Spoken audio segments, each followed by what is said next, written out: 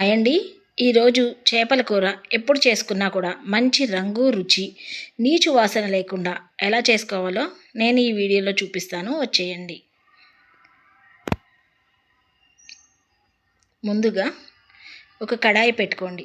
దానిలో కూరకి సరిపడా ఆయిల్ వేసుకుని సన్నగా తరిగి పెట్టుకున్న ఉల్లిపాయ ముక్కలు, పచ్చిమిరపకాయ ముక్కలు వేసేయండి.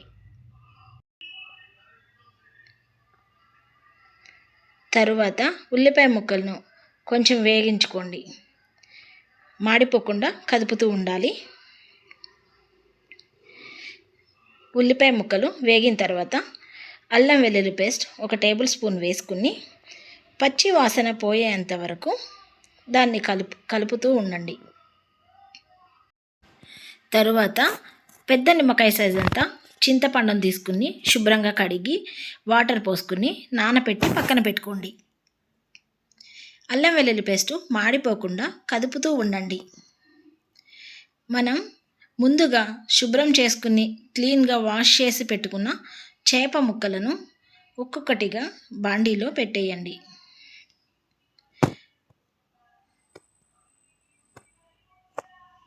చేప ముక్కలన్నీ ఒక్కొక్కటిగా వేసుకున్న తర్వాత రుచికి తగినంతగా ఉప్పు వేసుకోండి. 1/2 టీ స్పూన్ పసుపు వేసుకోండి.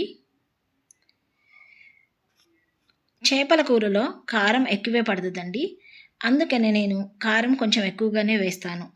నేనైతే ఇక్కడ 3 స్పూన్ల కారం వేసుకుంటున్నాను. మీరు మీ కారంకు తగ్గట్టుగా వేసుకోండి.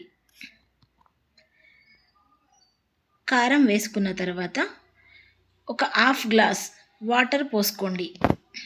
ముక్కలకి మొత్తం ఉప్పు, కారం, పసుపు పట్టేలా ఒకసారి అటు ఇటు కదుపుతూ బాండీని నేను చూపించే డైరెక్షన్లో కదపండి. చేపల పులుసు కదిపేటప్పుడు గరిటె పెడితే ముక్కలు విరిగిపోతాయండి, అందుకనేసి ఎప్పుడు గరిటె పెట్టకూడదు. తరువాత ఒక 5 నిమిషాలు మంటని మీడియం ఫ్లేమ్లో ఉంచుకుని ఉడికించండి. కూర అడిగంటిపోకుండా మధ్య మధ్యలో ఇలా కలుపుతూ ఉండండి.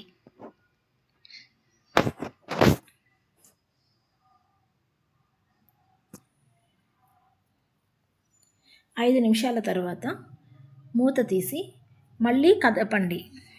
కూర అడుగంటిపోకూడదండి, కలుపుతూ ఉండాలి. ఆ తర్వాత ముందుగా నానపెట్టుకున్న చింతపండు పులుసును ఇలా చేయి అడ్డం పెట్టి వడగట్టుకుని వేసేయండి. చింతపండు పులుసు పోసిన తర్వాత ఒకసారి కూరని నేను చెప్పిన డైరెక్షన్లోనే తిప్పుతూ ఉండాలి. ఇలా కలపడం వల్ల ముక్కలకి పులుసు, ఉప్పు, కారం మంచిగా పట్టుకునిద్ది. మంటని అదే మీడియం ఫ్లేమ్లో ఉంచి 5 నుంచి 15 నిమిషాల పాటు ఉడకనియ్యాలి. ఆ తరువాత మధ్య మధ్యలో కలుపుతూనే ఉండాలండి, ముక్క అడుగంటిపోకుండా. తరువాత 1 table spoon garam masala, 1 table spoon ధనియాల పొడి వేసుకోండి. ఒకసారి కూర కలిపిన తర్వాత మూత పెట్టేసి ఉడకనియ్యండి. ఇప్పుడు సన్నగా తరిగి పెట్టుకున్న కొత్తిమీరను చల్లుకోండి.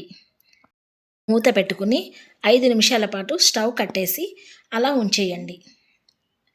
అంతేనండి, ఎంతో టేస్టీ రుచికరమైన చేపల పులుసు రెడీ అయిపోయింది.